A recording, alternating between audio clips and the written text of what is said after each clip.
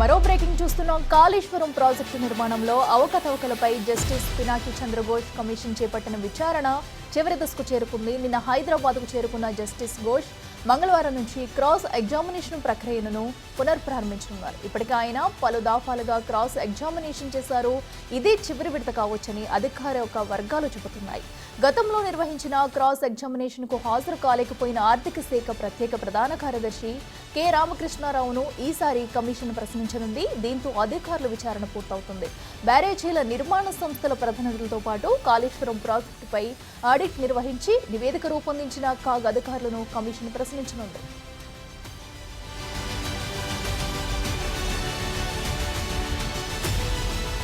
చివరిలో మాజీ సీఎం కేసీఆర్, మాజీ మంత్రి హరీష్ రావు, నాటి ఆర్థిక మంత్రి ఈటెల రాజేందర్ ను క్రాస్ ఎగ్జామినేషన్ కోసం పిలువనున్నట్లు తెలుస్తుంది. ఇవాళ వీరికి సమన్లు జారీ చేసే అవకాశం ఉంది. కాళేశ్వరం ప్రాజెక్టు నిర్మాణంతో సంబంధం ఉన్న నీటిపారుదల శాఖ మాజీ ఈఎన్సీలు, ఇతర కీలక ఇంజనీర్లు, రిటైర్డ్ ఇంజనీర్లతో పాటు ఐఏఎస్, రిటైర్డ్ ఐఏఎస్ అధికారులను కమిషన్ ఇప్పటికే ప్రశ్నించారు.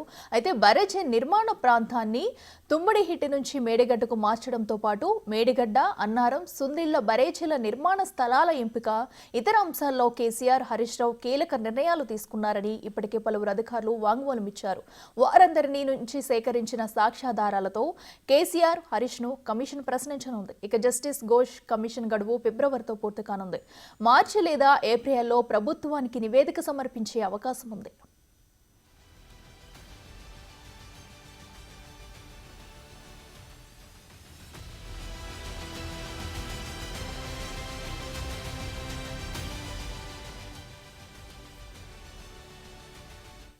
ఇదే అంశానికి సంబంధించి మరింత సమాచారం మా ప్రతినిధి వెంకట్ లైవ్లో అందిస్తారు. వెంకట్, చెప్పండి, మరి కాళేశ్వరం బ్యారేజీ అవకతవకలకు సంబంధించి కూడా విచారణ అయితే వేగవంతం అవుతుంది. మరి తుది దశకు చేరుకున్నట్టు కూడా తెలుస్తుంది. మరి ఈ నేపథ్యంలో ఈరోజు ఎవరిని విచారించే అవకాశం ఉంది? డీటెయిల్స్ ఏంటి? అఖిల, మొత్తం మీద కాళేశ్వరం విచారణ తుది దశకు చేరిందని చెప్పుకోవచ్చు. ఫిబ్రవరి ఎండింగ్ వరకు ఇంకా సమయం ఉంది కాబట్టి ఖచ్చితంగా ఎవరినైతే కాళేశ్వరంలో జరిగిన అవకతవకల మీద పూర్తి స్థాయిలో కమిషన్ దృష్టి పెట్టి విచారిస్తుంది. ఇప్పటికే ఇరిగేషన్ శాఖకు సంబంధించిన అధికారులందరూ కూడా పూర్తి స్థాయిలో విచారించిన కమిషన్ ఇప్పుడు ఆర్థిక శాఖ మీద దృష్టి పెట్టే అవకాశం కనిపిస్తుంది.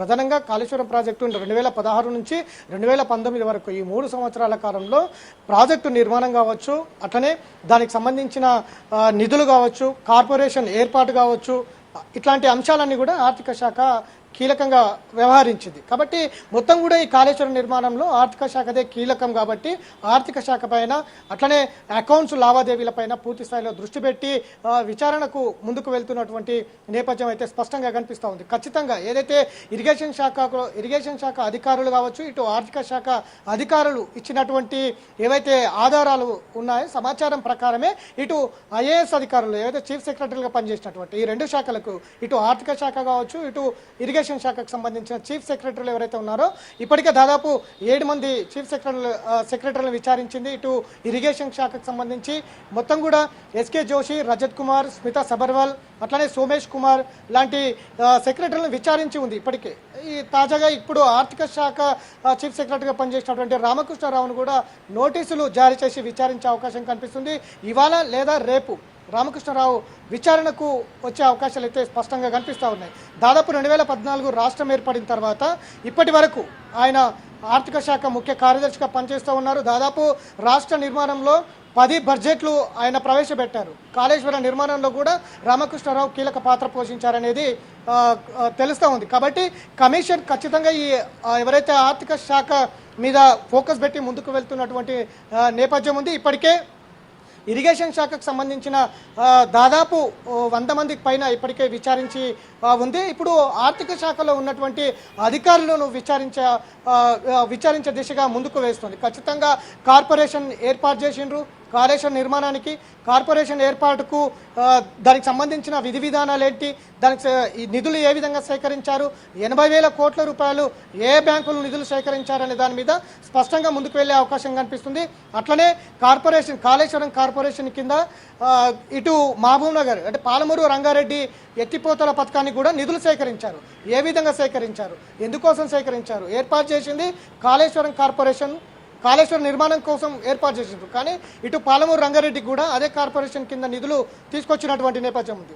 మొత్తం కూడా ఇదంతా కూడా ఆర్థిక శాఖకు సంబంధించిన అంశాలు కాబట్టి కాళేశ్వరం నిర్మాణం ఫెయిల్యూర్ అవ్వడానికి, కృంగుబాటు కావడానికి ఈ నిధులు ఎక్కడి నుంచి సేకరించారు, ఏ సంస్థలకు ఎంతెంత మొత్తంలో ఇచ్చారు, ఒకవేళ ఇచ్చినటువంటి మొత్తానికి సంబంధించి పనులు కూడా నాణ్యంగా జరిగాయా అనే దాని మీద పూర్తి స్థాయిలో ఫోకస్ పెట్టే అవకాశం కనిపిస్తుంది. అందుకు సంబంధించిన అంశాలన్నీ కూడా రామకృష్ణరావుతో సేకరించే అవకాశం కనిపిస్తుంది. ఇక దీనికి సంబంధించి ఈ రెండు ఇరిగేషన్ శాఖ కావచ్చు, ఆర్థిక శాఖ కావచ్చు, అధికారులంతా కంప్లీట్ అయిన తర్వాత ఇటు కాగ్ నివేదిక ఇచ్చారు కాబట్టి కాగ్ అధికారులను కూడా విచారించే అవకాశం కనిపిస్తుంది. అట్లనే ఏజెన్సీ సంస్థలు కాళేశ్వరం ప్రాజెక్టులో ప్రధాన పాత్ర పోషించినటువంటి ఏజెన్సీ సంస్థలు కూడా పిలుస్తోంది. వారి నుంచి కూడా పూర్తి స్థాయిలో డేటా సేకరించే అవకాశం కనిపిస్తుంది. ఎందుకు బ్యారేజీలు కుంగిపోవాల్సి వచ్చింది, పూర్తి స్థాయిలో విఫలం అవడానికి కారణం ఏంటి, ఎందుకు తుమ్మిడిహెట్టి దగ్గర కట్టాల్సిన ప్రాజెక్టు మేడిగడ్డకి ఎందుకు తీసుకొచ్చారు, మేడిగడ్డ కింద ఉన్నటువంటి అన్నారం సుందిల్లా ప్రాజెక్టులు ఎందుకు లీకేజీలు అవుతున్నాయనే దాని మీద పూర్తి స్థాయిలో డేటా సేకరించే అవకాశం కనిపిస్తుంది. ఈ అంశాలన్నీ పూర్తి అయిన తర్వాత ఇటు ఇరిగేషన్ కావచ్చు, ఆర్థిక శాఖకు సంబంధించిన అంశాలు పూర్తయిన తర్వాత కాగ్ అధికారులను అట్లనే ఏజెన్సీ అధికారులను పిలిచిన తర్వాత ఇటు మరోసారి మురళీధర్ రావు, ఇరిగేషన్ శాఖకు సంబంధించిన ఈఎన్సీ మురళీధర్ రావు, నల్ల వెంకటేశ్వర్లు వీరిని కూడా మరొకసారి పిలిచి పూర్తి స్థాయిలో డేటా సేకరించే అవకాశం కనిపిస్తుంది. ఆ తర్వాత పొలిటికల్ ఎంట్రీ ఇచ్చే అవకాశం కనిపిస్తుంది. గత బీఆర్ఎస్ సహాయంలో పనిచేసినటువంటి ఆర్థిక శాఖ మినిస్టర్గా ఈటల రాజేందర్ పనిచేసిండ్రు, అట్లనే ఇరిగేషన్ మినిస్టర్గా ఇటు హరీష్ రావు పనిచేశారు. ఈ ఇద్దరిని కూడా ఇద్దరికి కూడా నోటీసులు జారీ చేస్తుందా, లేదంటే ఇప్పటి వరకు ఇచ్చినటువంటి అధికారుల సమాచారం మేరకు నేరుగా బహిరంగ విచారణకు పిలుస్తుందా, లేదంటే సమన్లు జారీ చేసి వివరణ కోరుతుందా, వివరణ కోరిన తర్వాత ఆ వివరణ అఫిడవిట్ల రూపంలో తీసుకున్న తర్వాత బహిరంగ విచారణకి రమ్మంటుందా అనేది కొంత తెలియాల్సి ఉంది. ఎందుకంటే ఇప్పటి వరకు మొత్తం కూడా వివరణ తీసుకున్నది అధికారులతోటి, వివరణ తీసుకున్న తర్వాత వాటిని అఫిడవిట్ల రూపంలో ఇవ్వమని కోరింది. అఫిడవిట్ల రూపంలో ఇచ్చిన తర్వాత అఫిడవిట్లో ఇచ్చిన ఆధారాల ప్రకారంగానే ఇప్పటిదాకా అధికారులను విచారించింది.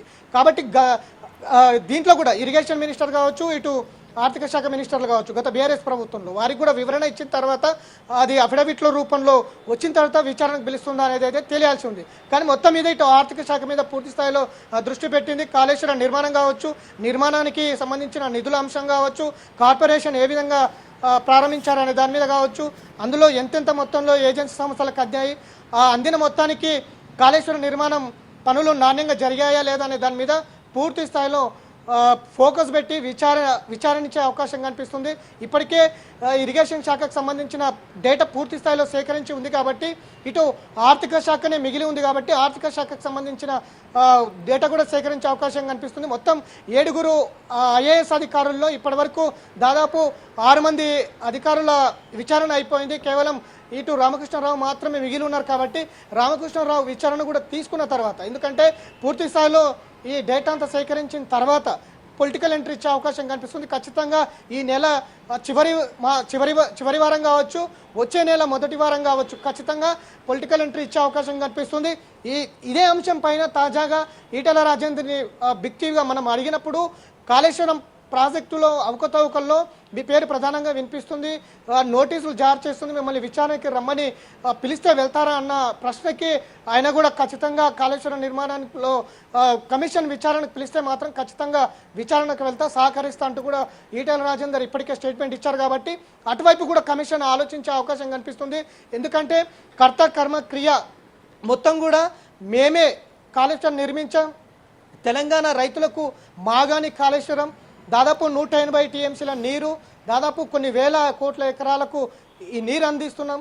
దాదాపు మేడిగడ్డ, సుందిల్లా, అన్నారం, అట్లనే ఇటు శ్రీపాద, ఎల్లంపల్లి, దాంతో పాటు మిగతా కింద ఉన్నటువంటి మల్లన్ సాగర్ కావచ్చు, మిగతా మొత్తం 9 ప్రాజెక్టులకు నీరు అందించే ప్రాజెక్ట్ ఇది. మొత్తం 13 జిల్లాలకు ఈ నీరు అందించే ప్రాజెక్టు కాబట్టి మొత్తం తెలంగాణ వ్యాప్తంగా రైతులు బాగుపడతారనేది చాలా గొప్పగా చెప్పుకున్నటువంటి ప్రాజెక్టు ఇవాళ నిర్మాణం మొత్తం కూడా ఫెయిల్యూర్ అయి కుంగుబాటు గురైనటువంటి నేపథ్యం ఉంది. కాబట్టి ఇదంతా కూడా కమిషన్ ఇదంతా కూడా చూసి మొత్తం కూడా విచారణ చేపడుతున్నటువంటి నేపథ్యం అయితే ఉంది. ఖచ్చితంగా ఇరిగేషన్ అధికారులు, ఇటు ఆర్థిక శాఖకు సంబంధించిన అధికారులు ఎంత పెద్ద మొత్తంలో నిధులు సేకరించారు, ఎంత పెద్ద మొత్తంలో ఇటు ఏజెన్సీ సంస్థలకు ఇచ్చారనే దాని మీద ఒక స్పష్టత అయితే తీసుకొచ్చే అవకాశం కనిపిస్తుంది. ముందు నుంచి కూడా ఇటు సిడిఓ సెంట్రల్ డిజైనింగ్ అధికారులు కూడా పూర్తి స్థాయిలో మాకు సంబంధం లేదు, డిజైన్ మొత్తం కూడా గత బీఆర్ఎస్ ప్రభుత్వ పెద్దలు చెప్పినట్టే డిజైన్ జరిగాయి, అవి ఏజెన్సీ సంస్థలు నిర్మించాయా లేకపోతే ఎవరు నిర్మించారా అనే దాని మీద కూడా స్పష్టత లేదు. కాబట్టి సిడిఓ అధికారులు పై అధికారులు అని చెప్తున్నారు. ఇటు కింది స్థాయి నుంచి ఈఈ నుంచి ఈఎన్సీ వరకు కూడా పై స్థాయి వాళ్ళే చెప్తున్నటువంటి నేపథ్యం ఉంది. కాబట్టి ఖచ్చితంగా ఇటు ఇరిగేషన్, ఇటు ఆర్థిక శాఖ ప్రధాన పాత్ర పోషించాయి. కాబట్టి రెండు శాఖల మీద ఉన్నటువంటి అధికారుల నుంచి కీలక డేటా సేకరించిన తర్వాత గత బీఆర్ఎస్ ప్రభుత్వంలో ఉన్నటువంటి ఇరిగేషన్ అట్లనే ఆర్థిక శాఖ మినిస్టర్లు కూడా నోటీసులు జారీ చేసి విచారించే అవకాశం అయితే స్పష్టంగా కనిపిస్తుంది. ఫిబ్రవరి చివరి వరకు కమిషన్కు విచారణ గడువు ఉంది. కాబట్టి ఆలోపు నివేదిక ఇస్తుందా లేదంటే మళ్ళీ ఒక నెల పెంచుతుందా అనేది కూడా కొంచెం తెలియాల్సిన అవసరం ఉంది. ఖచ్చితంగా ఇవాళ రేపు ఆర్థిక శాఖ ముఖ్య కార్యదర్శిని నోటీసులు ఇచ్చి విచారణకు పిలిచే అవకాశం అయితే స్పష్టంగా కనిపిస్తుంది. Akhila, right Venkat, thank you. So చూస్తున్నాం కదా, కాళేశ్వరం ప్రాజెక్టు అవకతవకలకు సంబంధించి కూడా విచారణ తుది దశకు చేరుకుంది. అయితే ఈ నేపథ్యంలోనే నిన్న హైదరాబాద్ చేరుకున్న జస్టిస్ ఘోష్ క్రాస్ ఎగ్జామినేషన్ చేయనున్నారు. ఈ నేపథ్యంలో పలు దాపాలుగా విచారణ జరిపిన అనంతరం కూడా మాజీ సీఎం అటు కేసీఆర్ అలాగే హరీష్ రావు, ఈటెల రాజేందర్ని కూడా ప్రశ్నించే అవకాశం కనిపిస్తుంది.